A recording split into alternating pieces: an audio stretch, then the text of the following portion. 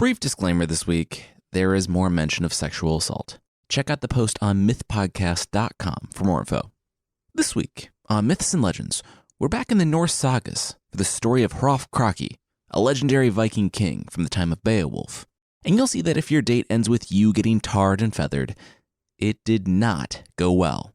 The creature this time is a one-legged woman who will either lure you into the wilderness to devour you or give you an all-you-can-eat shrimp buffet.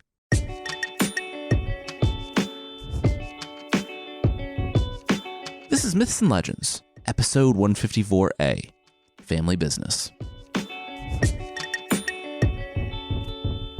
This is a podcast where I tell stories from mythology and folklore. Some are incredibly popular stories you think you know, but with surprising origins, and others are stories that might be new to you, but are definitely worth a listen. So we're back in the old Norse Sagas.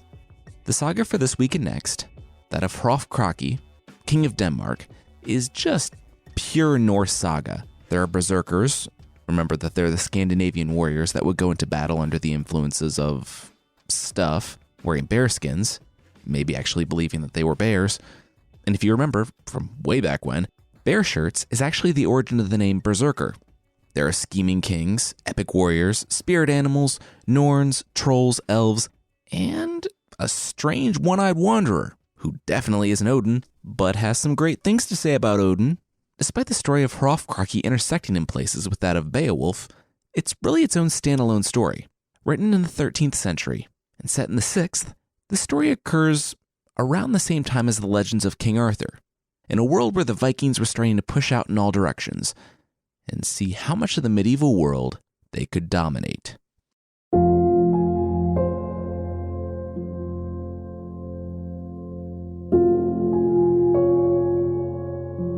Helgi remembered the fire and blood. Regan had found Helgi and his brother in their room that night. Even though Helgi hadn't been able to see the fire, he could smell the smoke. He'd heard the screams from outside. At 7, he was too young to know that his uncle had come at the head of a pack of berserkers to seize his father's city. King Halfdan of Denmark's order had been his final order. Regan would help the children escape to Vilfi's island. Vilfi knew the old ways, and, if threatened, he knew the old magic. If Vilfi couldn't keep the kids safe, then all the places of shelter would be filled with snow, as the old Icelandic saying went. As they sprinted past the dead strewn about the streets, tucking themselves in alleyways to avoid the flying blades, Helgi wondered if the world would ever be safe again.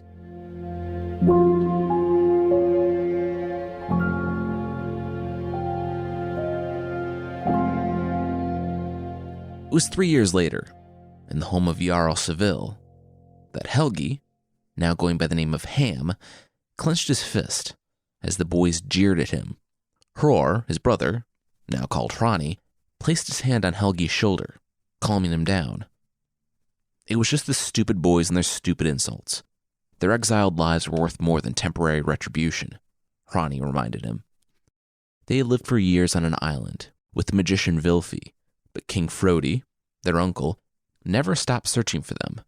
Vilfi could only keep them hidden for so long, and soon, after a close call with Frodi himself, Vilfi had to send the boys away. Because of who the boys were, Vilfi couldn't give them an introduction to Jarl Seville.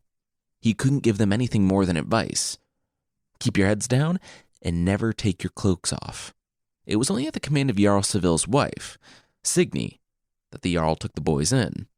And at 10 and 12 years old, they had no choice but to sit in the back of the room and eat whatever was left over.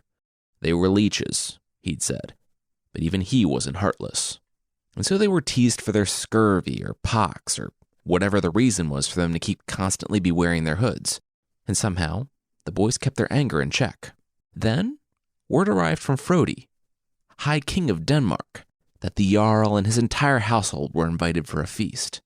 You see, his sorcerers had continued seeking the boys, and, outside of the protection of Vilfi's magic, and because of one utterance of one of their real names, all eyes had fallen on Jarl Seville's house. Thus, the invitation.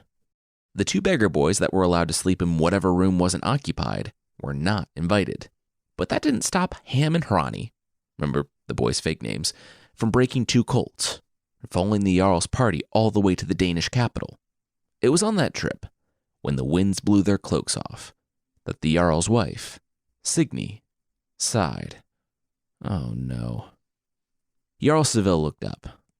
What was the matter? Signy hesitated. Did he remember how the two sons of the former king were wanted, dead or alive? Well, they were the two idiots trailing along behind. Jarl Seville glanced back at the boys with a questioning look. Are you sure? Signy nodded. She knew because they were her brothers. Signy was the slightly older sister of Helgi and Hror, who, betrothed and married off at 12, was now at the wise old age of 16. She knew approaching her brothers was out of the question. The fact that she was still alive was because she had been married off well before the coup. Really, she had nothing to do with her old family, and was very much married to a powerful Jarl. She was safe, or so she thought, until dinner a few nights later, when King Frodi held a knife to her throat and commanded the seer to keep talking. Signy had interrupted the Sibyl mid-sentence. The moment she realized where this was going, she had tossed some gold at the woman, way too much gold actually, for her to get herself a drink and stop annoying the table. It was then that King Frodi had seen through the ruse and stopped the party cold with a raised knife to Signy's throat. He would stop her words, and, if necessary, even more. Frodi cleared his throat and told the Sibyl to continue. The seeress scooped up the coins and spoke again. The boys were on Vilfi's island, she revealed. They were hiding the day Frodi arrived. And they? She sniffed at the air. They were here. Hror and Helgi. She saw where they sat and announced that they would rob King Frodi of life. Before she even finished her sentence, both boys were in the hall. Unknown to them, they were being followed. In the hallway, as they frantically searched for an exit, a shadow loomed over them. Hror turned with a start, while Helgi clenched his fists and readied himself for the last fight of his life, only to relax at the final moment. It was a familiar face, one half remembered from a broken and forgotten childhood. It was Regan. The man didn't look at the boys, the ones that he had rescued from that very house years ago. He had taken an oath that shamed him, but an oath nonetheless, one to protect and support Frodi.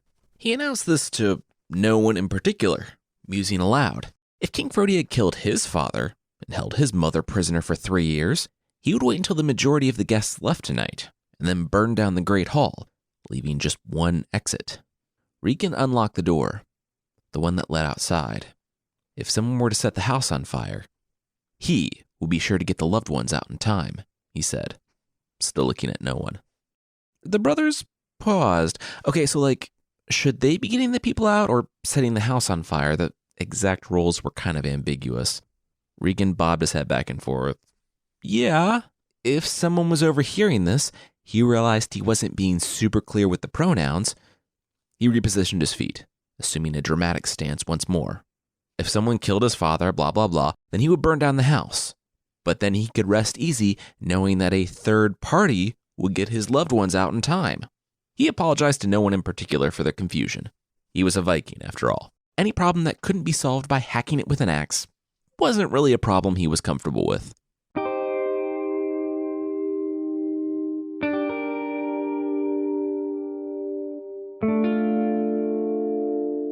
Fire and blood.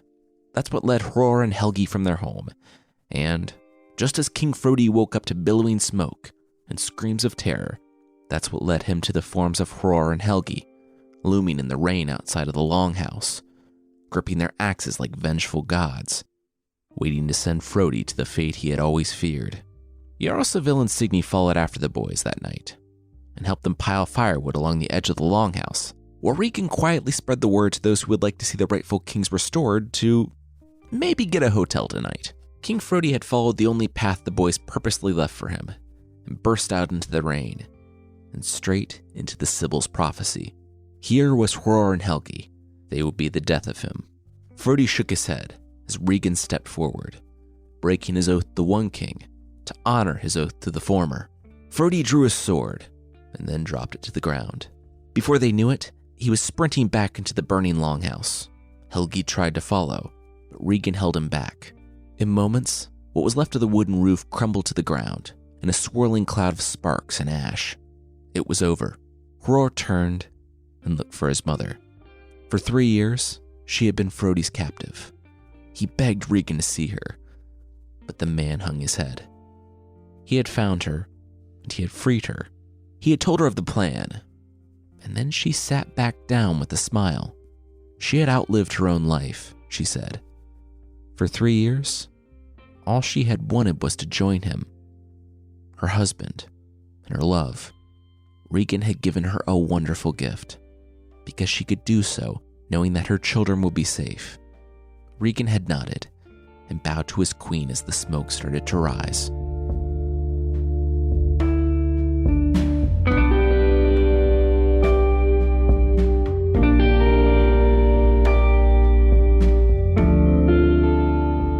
King Helgi smiled. It was his wedding day, and like all healthy marriages, he was both meeting his wife that day and informing her that it was their wedding day, with a ship full of angry Vikings. The brothers had put their father's kingdom back together at ages 10 and 13, after the disaster that was King Frodi, and they had ruled together for years. Then, one day, a king and a princess arrived from Britain, all the way across the sea, and Hrolf had fallen in love with the girl. He'd said that he was only going over for diplomatic reasons, but Helgi wasn't surprised when he didn't return, deciding instead to stay in Northumbria with his new wife. It worked out, too, because, as the story goes, Hrolf and Helgi had 2 different temperaments.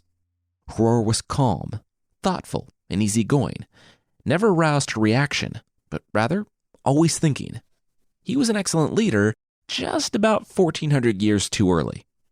For violent men in a violent world, however, Helgi was the perfect king. He was a proud and fierce warrior, and a whole head taller than his older brother. He went in axe swinging, preferring to trade words only with whoever was strong enough to withstand him. And that's how he approached his almost non-existent courtship with the Saxon queen Oluf.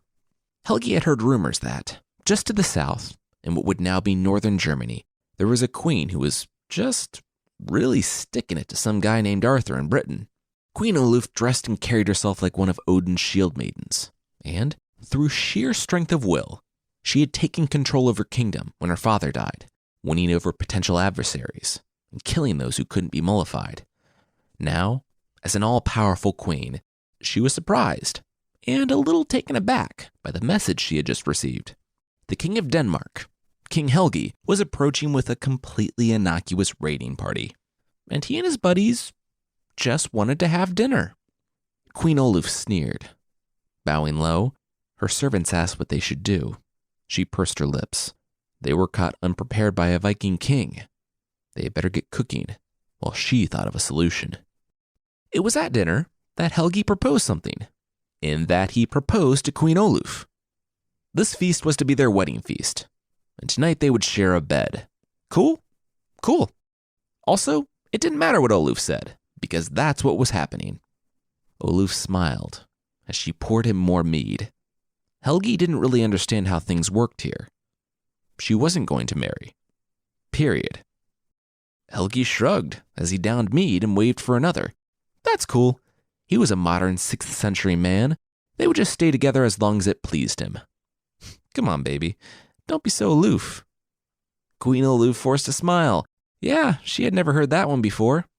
She looked around her own longhouse, packed with Helgi's armed berserkers, draining her mead, and turned to Helgi. He must decide whether he was going to be an honorable man or not, she announced. More wine? Later that night, when King Helgi's men brought their king to the bedroom, they both raised their eyebrows and exchanged a glance at the sight of Queen Oluf laying on the bed. She could take it from here, she told them. Shut the door.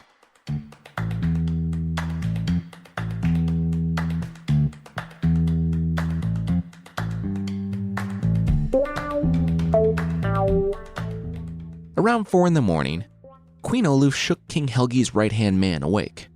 He held up a finger, vomiting, before asking how he could help the queen. She shivered in the morning chill.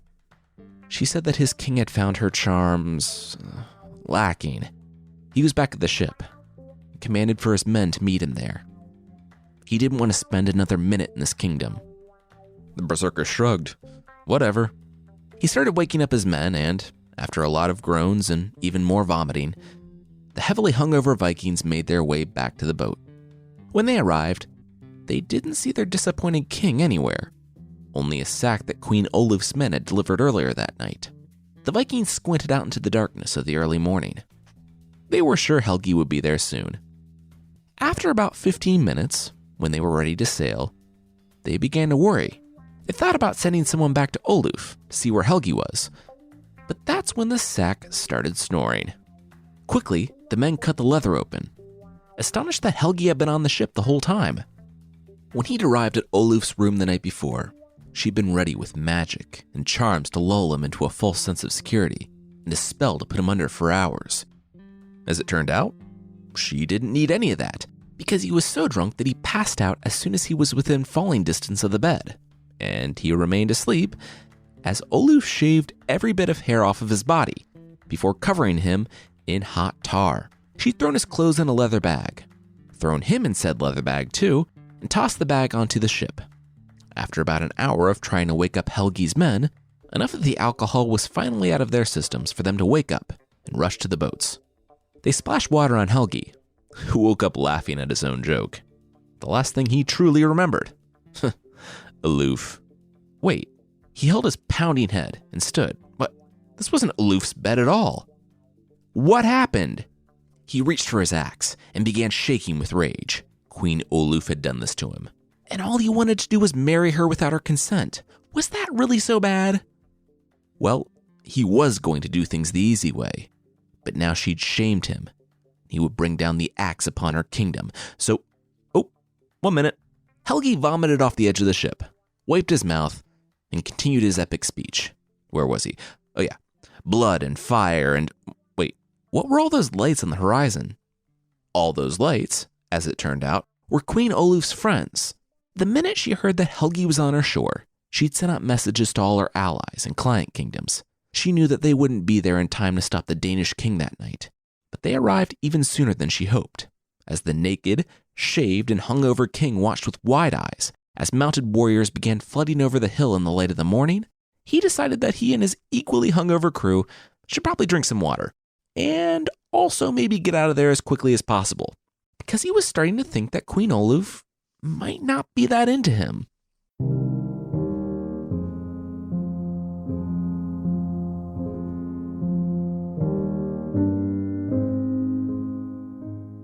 We'll find things getting far darker, but that will be right after this.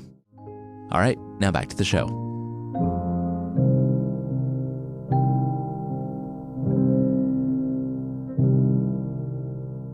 So it's kind of telling that this was written in the 13th century, because the blame for the events in question was placed squarely on Queen Oluf, for, quote, her flagrant misdeed of having mocked such a king in this way. Never mind that Helgi backed her into a corner, and it was painfully obvious that she wasn't into it. Now, if you like that rare bit of justice served to a sleazy Viking king, I am very sorry about what happens next. You see, not content to learn any lesson whatsoever, Helgi went back to Saxony. There, it turned out Helgi wasn't so brave when he wasn't catching queens flat-footed, and instead of facing her and her allies in a straight fight, he preferred to sneak around. He dressed himself in the guise of a beggar and had his men lug multiple chests of gold out into the forest. Then, he hobbled to the city, returning to the treasure with Queen Oluf's wide-eyed servant. Helgi explained that the queen owned the treasure because it was on her land, and he wouldn't bring bad fortune and the equivalent of a vengeful Valkyrie after him by trying to keep the money.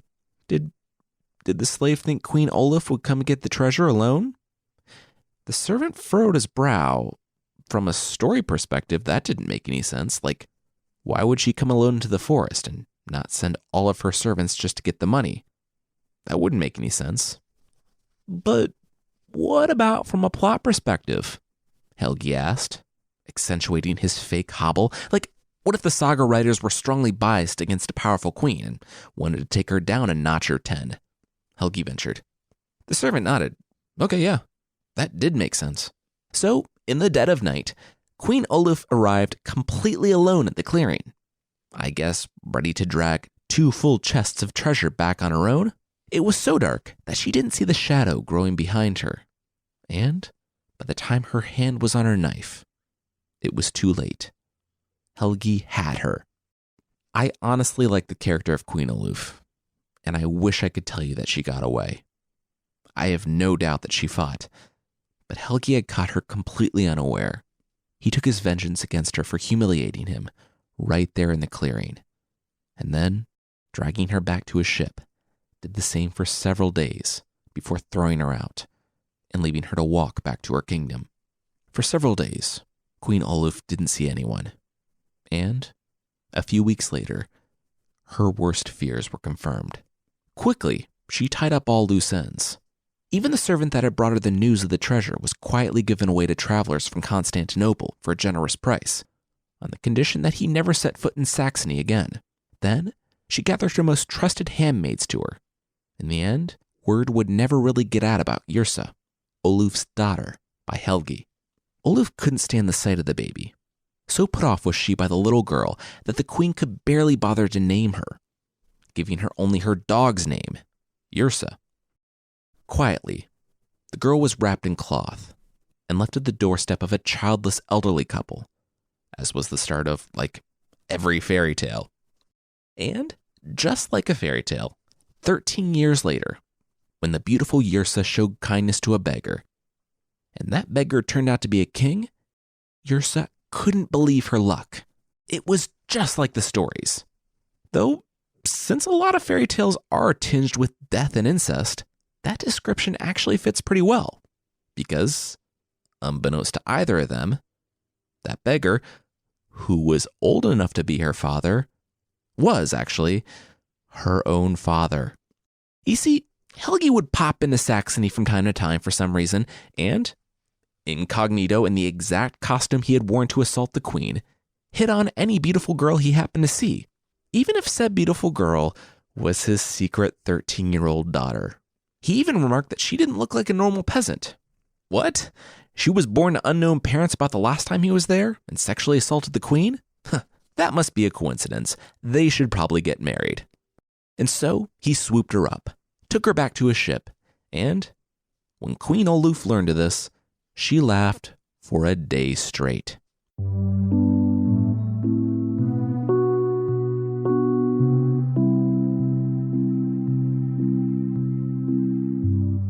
Over the following years, Oluf savored this time bomb, while Helgi and Yrsa welcomed the birth of their baby boy, Hrolf. But that wasn't all the news. Hror, Helgi's older brother, traded his half of the kingdom for a ring, a family heirloom that had been in their family for years. And because this is a Norse saga, and you never take the ring when offered, things started going downhill for Hror. Jarl Seville died, and his son took over. And his son, being the complete jerk that he was, felt that the family ring was very precious to him. And so he traveled to Britain, asked his uncle Hror if he could look at the ring, and when he did, he tossed it into a fjord, because it wasn't fair for Hror to have something that he didn't. Well, Hror decided to take this narcissist down a peg, by literally cutting him down to having a peg. He cut off one of the punk's legs. This kid, however, bounced back, stabbing his uncle before sending his Vikings in full force and demanding his uncle's widow's hand in marriage. Time passed, and Hror's widow wrote to her brother-in-law, Helgi. Not one to not respond, Helgi captured his nephew, broke each of his limbs beyond recognition, and sent him back home to live out the rest of his life in pain and shame. I'm not sure if it's worse to be fighting Vikings or to be part of their family. At this point, however, we return to the family question. Queen Oluf was displeased. After several years, her gross little time bomb hadn't gone off yet. So she would help things along by taking a diplomatic trip to Denmark.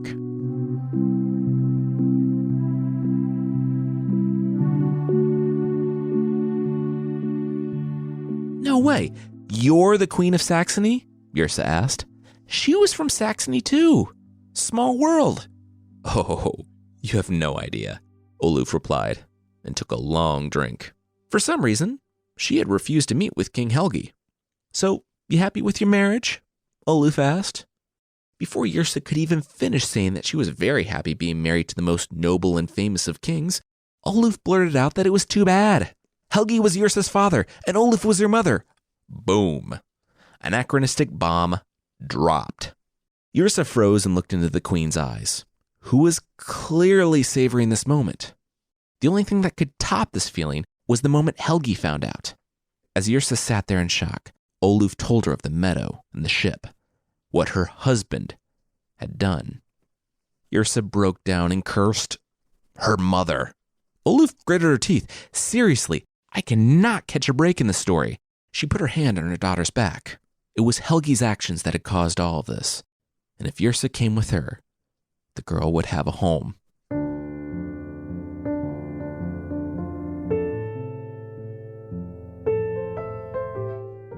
Baby, please, Helgi pleaded the moment he found out, then grimaced. That was a poor choice of words. He understood she was mad, but, it wasn't like he had raised her. Couldn't they just forget about this and keep living as man and wife? Her eyes widened in disgust. No! What was wrong with him? Could they go back to being man and wife? He was her father. He nodded and held up both hands. Yes. And as her father and her husband, he commanded her to stay. Yrsa? Yrsa? But where'd she go? Oh, she's gone, isn't she? Oluf sneered, nodded, and followed her daughter out the door. Her revenge was complete.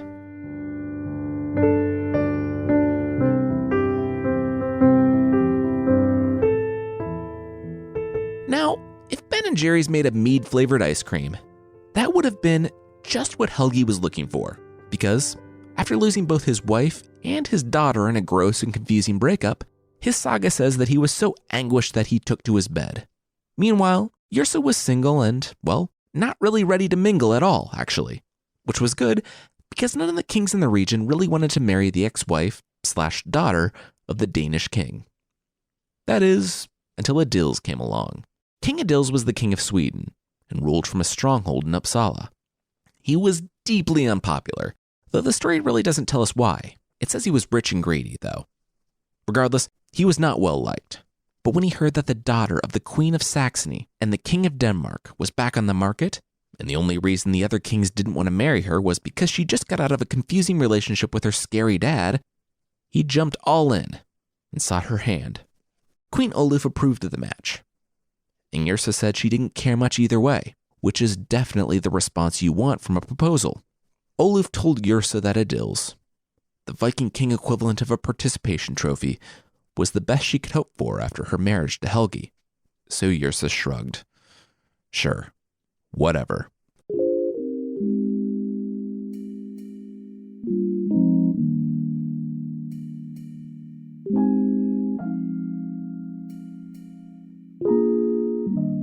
Elsewhere, back in Denmark, Helgi heard a knocking at the door.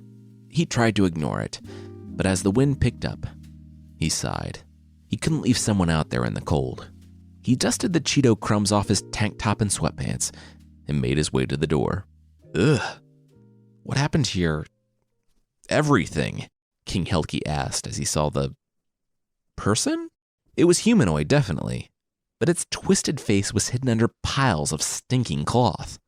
He waved the thing inside, and it limped into the room.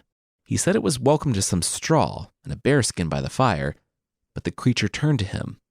It said that its life was at stake. It wanted to sleep next to King Helgi in his bed. King Helgi grimaced. Okay, fine, if it was that dire, but keep your clothes on. The king brushed empty chip bags and takeout containers from the other side of the bed, dropped down onto the hay of his own side, pulled his blanket over, and bid good night to the stranger. But the king didn't go to sleep.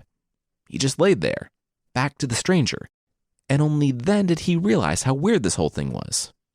He didn't know this person from the man on the moon, whoever that was, if it was a person at all.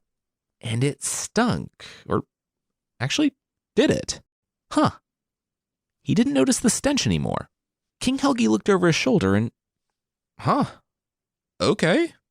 He was pretty sure she didn't look like that the whole time. Lying next to him wasn't a stinking mythological creature, but a beautiful woman in a silk gown. And she was getting up. It said that Helgi turned to her, quote, tenderly, though I don't know what tender looks like to a Viking king, but he begged her to stay. What was going on? Who or what was she? She announced that none of that mattered to Helgi. He had done his part. The curse placed on her by her stepmother. He, a king, had broken that curse by sharing a bed with her. Now, I don't think I quite understand Helgi's charm, or how, when he saw how beautiful the stranger was, he just decides that he would arrange a quick wedding for them because she pleased him so well. But whatever he said, it worked. And she came back to bed. The next morning, he awoke to the woman getting dressed. At the sound of him stirring, the woman met his gaze and announced that they wouldn't be getting married. I mean, they didn't even know each other, and they had just been together because of his lust. Massively burying the lead, she then explained that she was with child. She was leaving, but this time next year, he was to visit his child down at the docks. If he did not, he would pay for it. Without hesitation, she wrapped herself in a cloak and stepped out into the cold of a Danish December. Helgi called out a goodbye from the door and watched as the magical stranger, this woman who had turned his life around, disappeared into the morning light.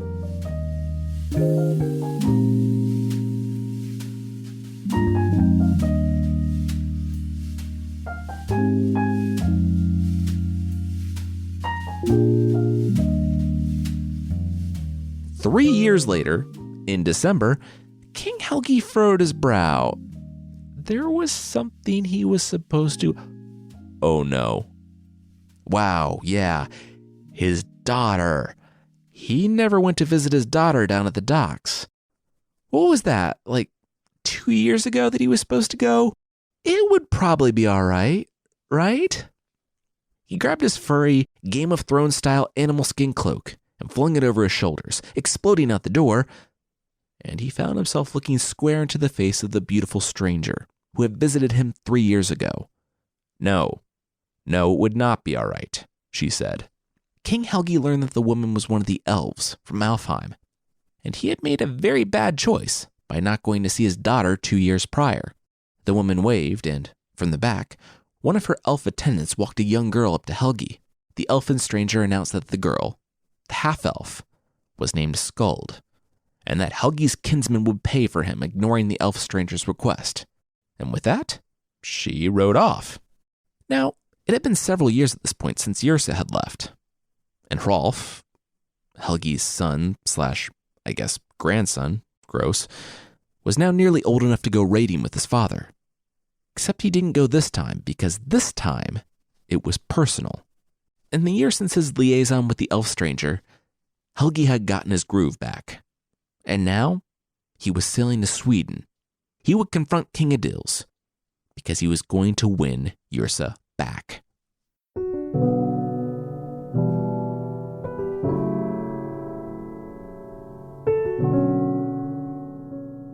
In the end, young Hrolf never really knew the truth of how his father died. The few men that had survived the attack by King Adil's berserkers said that they had been invited to a dinner that night by the king. And, blinded by his love for Yrsa, Helgi had attended only lightly armed with a small group of bodyguards. On his way back from dinner, he had met 12 berserkers on the road and an army blocking his retreat. He was cut down as King Adils laughed, and Yrsa wept. As the crown was placed on his head, and his father's subjects bowed before him, Hrolf knew one thing. He had to avenge his father and kill the 12 berserkers, and to do so, he would have to put together a team of his own.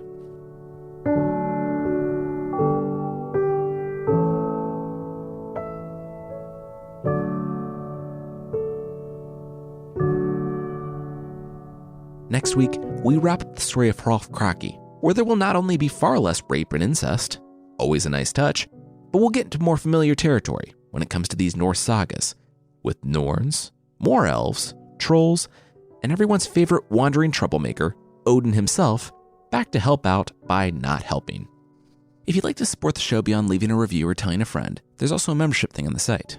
For less than the price of a corgi butt shoulder bag, for anyone who's ever looked at a corgi butt and been like, I need that with me wherever I go, and honestly, no one will blame you, corgis are adorable, you can get extra episodes, source pack ebooks, and ad-free versions of the show. So go to support.mythpodcast.com for more information on the membership.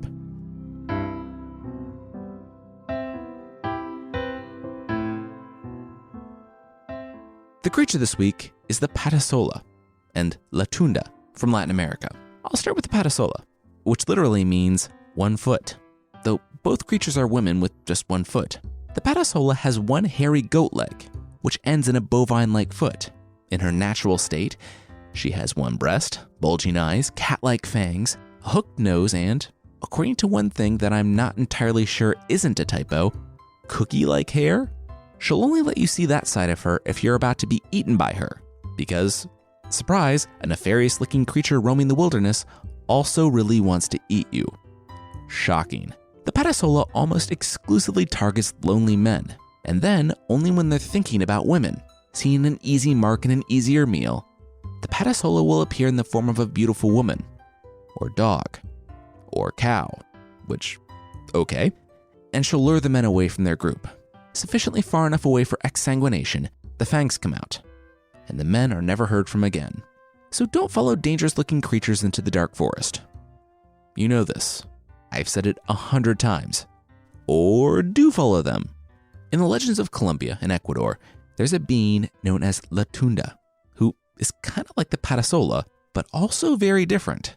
She has 1 leg and can shapeshift, but she's not quite as good as the patasola. So her fake leg will always be some form of a wooden whisk. If you're a guy, she'll lure you away and eat you.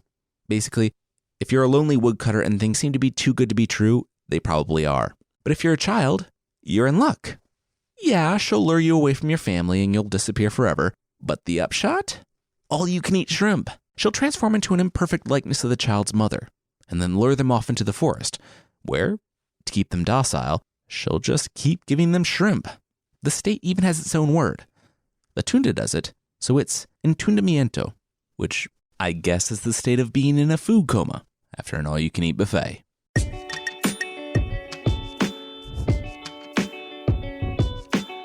That's it for this week. Myths and Legends is by Jason and Carissa Weiser. Our theme song is by the band Broke for Free, and the Creature of the Week music is by Steve Combs. There are links to even more music in the show notes, and I want to say thanks again to Magoosh.com for sponsoring us this week. Do your career goals require you to take a standardized test like the GRE, GMAT, LSAT, MCAT, or SAT? Magoosh Online Test Prep provides you with the tools you need to get a great score, like study schedules, up-to-date practice questions, video lessons, and support from expert tutors. Study anytime, anywhere, on desktop or mobile. Visit Magoosh, MAGOOSH.com, and enter the promo code MYTHS for a 15% off discount. All right, thank you so much for listening, and I'll see you next time.